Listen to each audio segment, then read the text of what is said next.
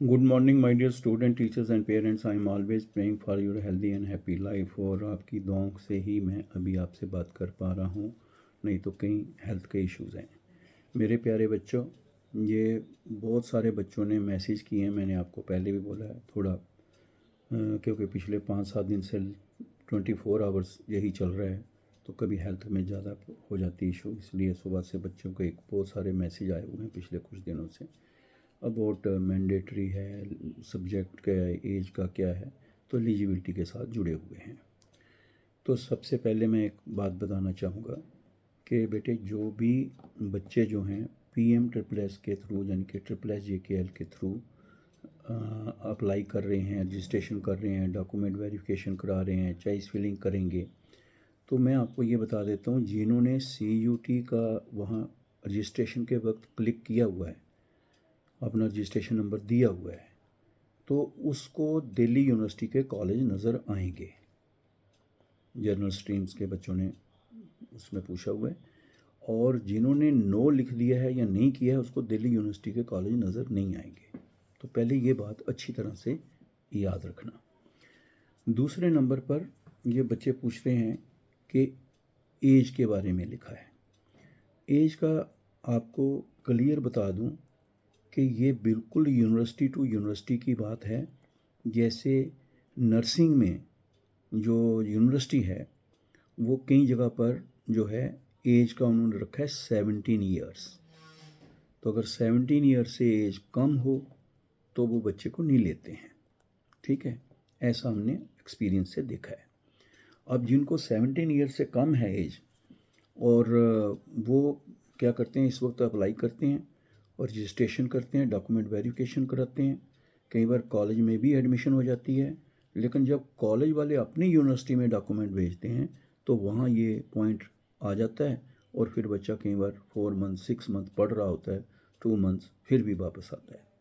तो इसलिए जो भी आप भर रहे हैं तो उसका यूनिवर्सिटी का ये भी क्राइटेरिया देख लेना, एज का क्या है।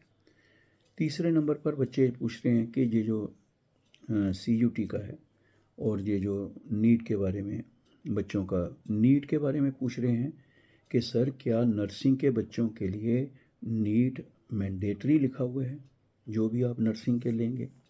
देखो मेरे बच्चे, अगर किसी, देखो ये जो कॉलेज जो है ना, ये जो सारे कॉलेज ऑल ओवर इंडिया हैं, चाहे जनरल कोर्स के लिए हैं, इंजीनियरिंग के लिए हैं, किसी भी कोर्स के लिए हैं, प्रोफेशनल के लिए हैं, तो जब वो अपनी बिलिंगनेस देते हैं उनसे पहले पूछते हैं कि आप आएंगे स्कीम के तहत।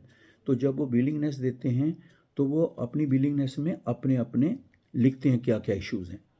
तो उसमें कभी किसी कॉलेज जो है, अगर अगर किसी कॉलेज का जो है, हो सकता है कि क्राइटेरिया ये हो कि अगर नर्सिंग में करना है तो नीट किया होना चाहिए, तो उस कॉलेज के लिए होता है कि नीट अपीयर हुआ होना चाहिए या क्वालिफाई होना चाहिए या क्या लिखा है उन्होंने, ये उस कॉलेज पे डिपेंड करता है।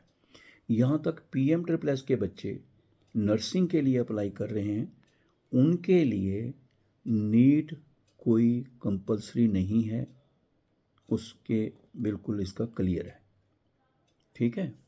और जो CUT में दिल्ली यूनिवर्सिटी में कर रहे हैं, जिनके लिए CUT है, उनके लिए है कि CUT क्वालिफाई करके उसके नंबरों के हिसाब से नहीं होगा, सिर्फ बच्चे ने CUT में अपीयर हुआ होना चाहिए और बाकी उसने रजिस्ट्रेशन डॉक्यूमेंट वेरिफिकेशन का प्रोसेस कंप्लीट किया होना चाहिए।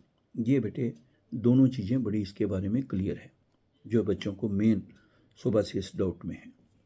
नंबर 3 है कि जो बाकी होते हैं ऑन माई ओन में जो हैं, वो जैसे अगर कोई NIT IIT में जाना चाहता है तो उसको JEE मेंस का करना है।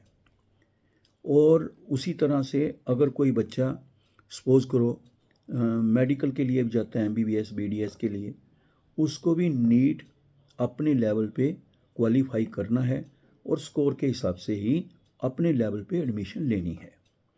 तो ये नेशनल जो इंस्टीट्यूशंस हैं ऑफ नेशनल इम्पोर्टेंस, तो जो मेन ऐसे हैं उनके लिए ये पास और क्वालिफाई करके, क्यों कह रहा हूँ कि यहाँ कहीं कन्फ्यूजन में बच्चे कहीं इधर का उधर पूछते हैं, वो इसलिए कि यहाँ पे ऑन माई ओन में आपने एडमिशन लेनी है।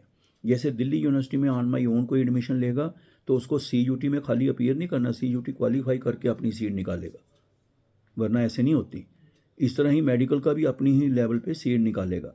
और इसी तरह से NIT, IIT या ICAR वगैरह जो जितने भी हमारे इंस्टीट्यूशन ऑफ नेशनल इंपॉर्टेंस हैं, वो उसमें वो अपने ही जो उनके कम्पिटिटिव रिटन टेस्ट होते होंगे वो देखने हैं सारे, जिस के लिए जिस भी यूनिवर्सिटी या कॉलेज ने जो भी एलिजिबिलिटी की रिक्वायरमेंट मांगी होंगी, उनको देख के अगर क्वालिफाई करते हैं तभी जाके आपको इसको करना है। और ये जो बच्चे ऑन माई ओन वाले हैं, जैसे NIT, IIT वगैरह जो हैं या मेडिकल वाले हैं, याद रखना इनको रजिस्ट्रेशन करनी है, डॉक्यूमेंट वेरिफिकेशन करनी है, और इन्होंने जो उनकी अपनी अपनी काउंसलिंग होती है, जैसे मेडिकल की अपनी काउंसलिंग होती है, तो इसी तरह से जो काउंसलिंग अपनी अपनी कंडक्ट करते हैं, उनकी काउंसलिंग में जाके खुद आपने सीट निकालनी है अपने मेरिट के हिसाब से, अपने जो जैसे भी उनका क्राइटेरिया है, और खुद निकाल के फिर ऑन माई ओन में आपने दोबारा इंफॉर्मेशन देनी है, डाटा देना है। ये बात अच्छी तरह से याद रखना, इसमें बार बार यही बच्चे जो हैं पूछ रहे हैं।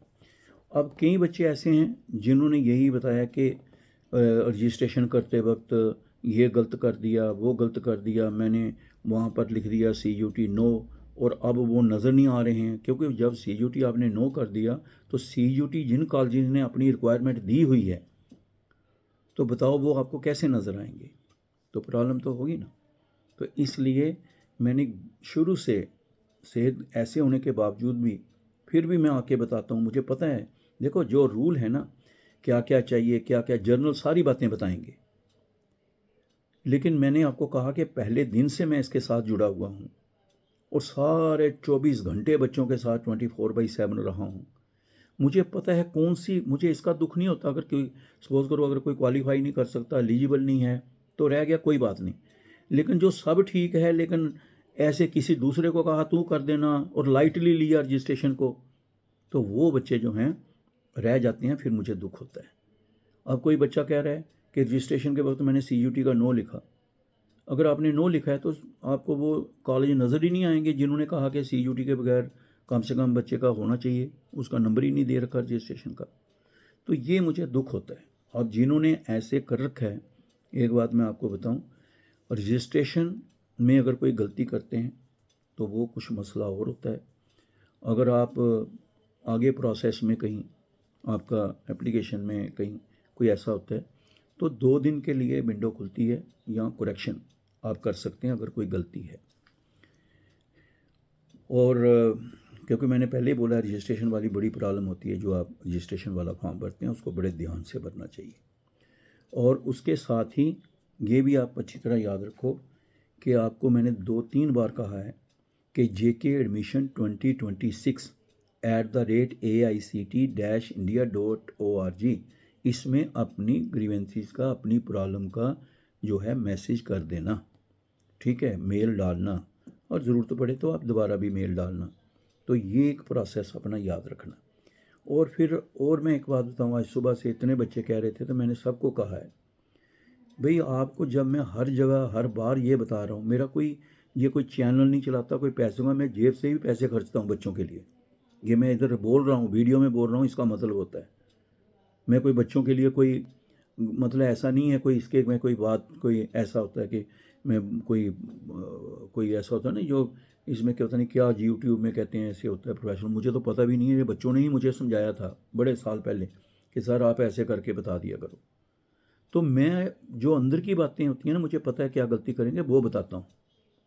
और इसलिए बच्चों ने Ajeet Angral AJEET PM++N motivation YouTube channel बना दिया।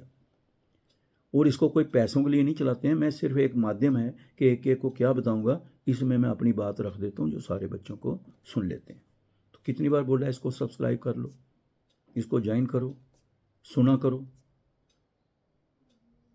और 9419144030 पर आप अपना व्हाट्सएप मैसेज दे दिया करो।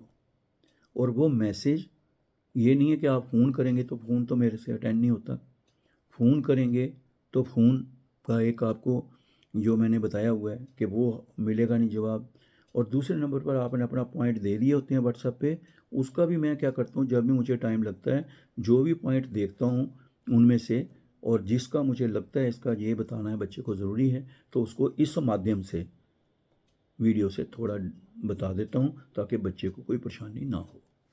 फिर भी आप नहीं करें और फिर पूछते रहें, फिर कहीं परेशान रहें।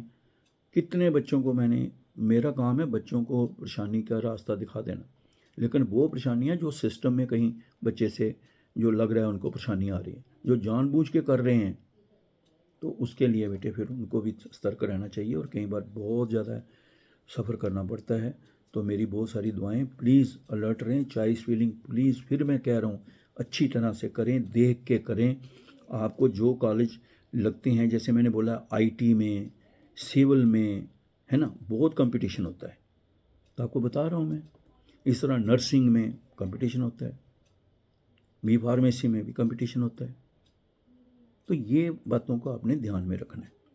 बाकी जो भी कोर्स हैं, कई बच्चे पूछते हैं सर साइंस वाला ये ज्वाइन कर सकता है, आर्ट्स वाला ये ज्वाइन कर सकता है, जैसे होटल मैनेजमेंट, कैटरिंग टेक्नोलॉजी, उसमें सारे बच्चे बीए बीएससी बीकॉम वाले भी करें। तो ये मैं आपको बता रहा हूँ कि जो भी इनकी एलिजिबिलिटी है वहाँ दी है, इन्होंने इन्होंने अपने अपनी एलिजिबिलिटी मांगी हुई है। और यूनिवर्सिटी है, यूनिवर्सिटी टू यूनिवर्सिटी, कोई यूनिवर्सिटी कह रही है कि जो साइंस वाला है बच्चा वो दूसरी स्ट्रीम के आर्ट्स के ज्वाइन कर सकता है, लेकिन आर्ट्स वाला ये नहीं, साइंस नहीं ज्वाइन कर सकता। तो ये सारे वहाँ पे देख के अच्छी तरह से इसको फॉलो करना ताकि मेरे बच्चे, अगर एक भी बच्चे का कुछ रह जाएगा, मुझे इतनी हेल्थ ख़राब करके, इतने अपने आप को करके, फिर मुझे बहुत बुरा लगेगा। प्लीज़ मैं प्यार से बता रहा हूँ, एक एक शब्द खुद देखना, अच्छे तरीके से करना। All the best, God bless you.